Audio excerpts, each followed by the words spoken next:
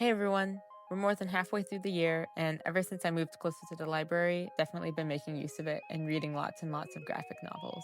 I'm trying to pick up books that I might not have normally read, and I've been pleasantly surprised with how good they've been. I've also been feverishly reading anything Gillian Tamaki has made and trying to absorb her brilliant mind through osmosis. Aside from the library, I love pre-ordering books from artists I like or stumbling upon new books in the comic book store. So I thought I'd talk about my favorite releases of 2025 so far. First up is Hourglass by Barbara Mazzi.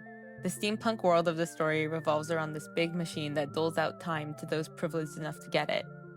There's a huge class disparity between those who are practically immortal and those who work their lives away keeping the machine running. The main characters come from these two different classes, and it's really interesting to see how that affects their relationship. And points for Sapphic rep! The characters are super cute and drawn so appealingly, and the book has these areas of spot color which really add to the story.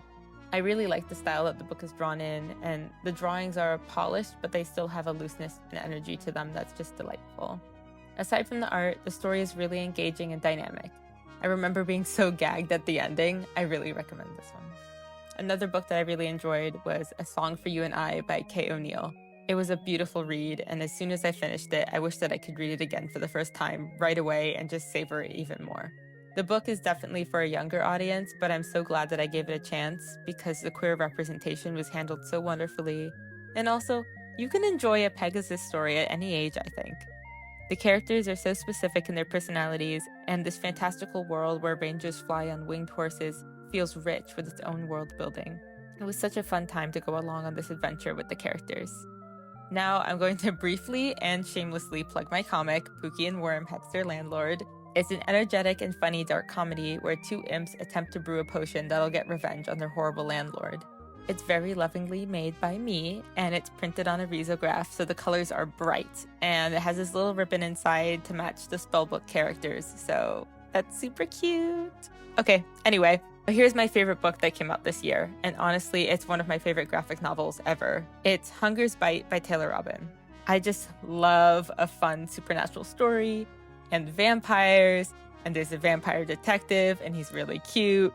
But yeah, the art is fabulous, and the color design for the whole book is just so fantastic. It uses color in such an evocative and expressive way. And like Hourglass, this is another story that tackles the relationship between the working class and the super wealthy upper class. This book definitely uses the comic book medium to its advantage to push the supernatural elements, especially towards the end. And I don't want to spoil anything, so just read it. It's that good. Just trust me. So if we have similar taste in graphic novels, you might be anticipating the same releases in the second half of the year as I am. It just came out the other day, but I haven't gotten my hands on it yet. Tillie Walden's Clementine Book 3 is high up on my anticipation list. The other two books are so well done, and they're my favorite works from Tillie Walden so far. So I just know that Book 3 is going to be great too.